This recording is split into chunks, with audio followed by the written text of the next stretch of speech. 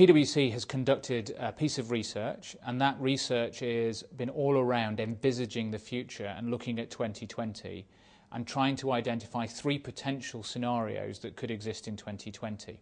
And those scenarios are what we call a blue world, where corporate is king and where it's all about metrics and about globalization. It's identified a green world, which is primarily driven out of corporate responsibility, environmental responsibility, and how that is critical and important to the brand of an organisation in the future.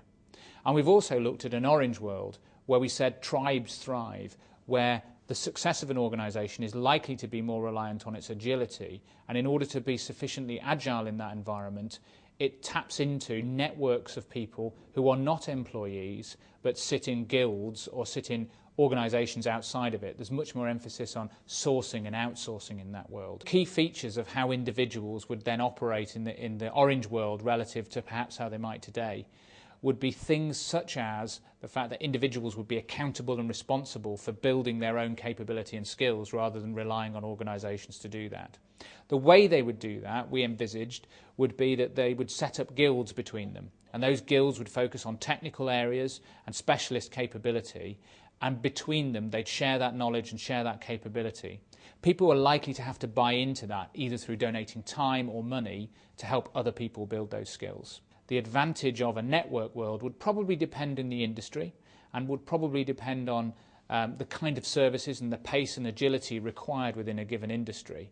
So, for example, where stability was critical and important, and the quality of the underlying service, and to some degree the view that the customer is the most important part of the equation, and it's important to have people who feel that and have skin in the game, a blue world type employee environment might be more successful than a networked environment. However, where product may be king, where it's all about the latest generation and it's all about making sure you've got the ability to provide the customer with the latest thinking, then that might be a scenario where the networked environment would dominate and be beneficial and be more successful than a blue world, for example. So to illustrate the orange world, what we essentially came up with a fictitious company called Data Honey. Data Honey, we envisaged, would be an organisation based in Oslo. It has a turnover of $4 billion, despite the fact there are only 100 core staff in it.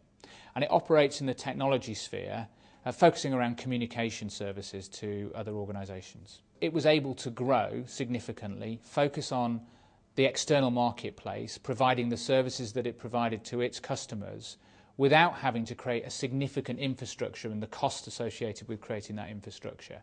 And because it operated in a world where it needed to be agile, it needed to be able to evolve its products and services to match the way the market was going, it was clearly at an advantage to larger organisations which would have to instill in themselves a significant change program just to match the evolution of products and services. It obviously has 100 core staff. They have their own values. They're very clear on what they want to do as part of a business, and brings in capability from its network, enabling it to, if you like, rotate that capability rapidly, bring in innovation from outside and move forward much more quickly. And it needs to have to do that because the competition is rapidly leapfrogging it every year, and they need to stay ahead.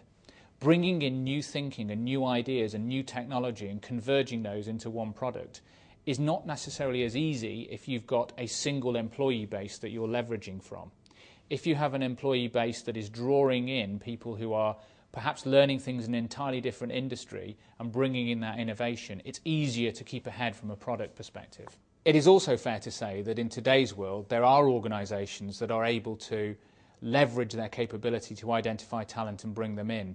And in many ways, one of the great things for those organisations is they would be truly set up for success if the world moved down the route of a more orange-type world based on the way in which we envisage it happening. And almost the competitive advantage in the future will be the way in which organisations, HR departments, or indeed will they become procurement departments, are able to bring in that right talent at the right price, at the right time, to deliver the right capability for the organisation to be the winner. Of course, in reality, it is likely that the world will be a hybrid of many different sorts of worlds, be it blue, green, orange or other colours that haven't been envisaged in the report. So it's difficult to say at this point whether that's the right strategy. And actually, that's really the key point in the report, is that organisations need to think through their strategies so they envisage multiple future worlds, so they're not caught out in a scenario where perhaps macroeconomic events have an impact in such a way that it moves in a different direction to the way they envisaged it.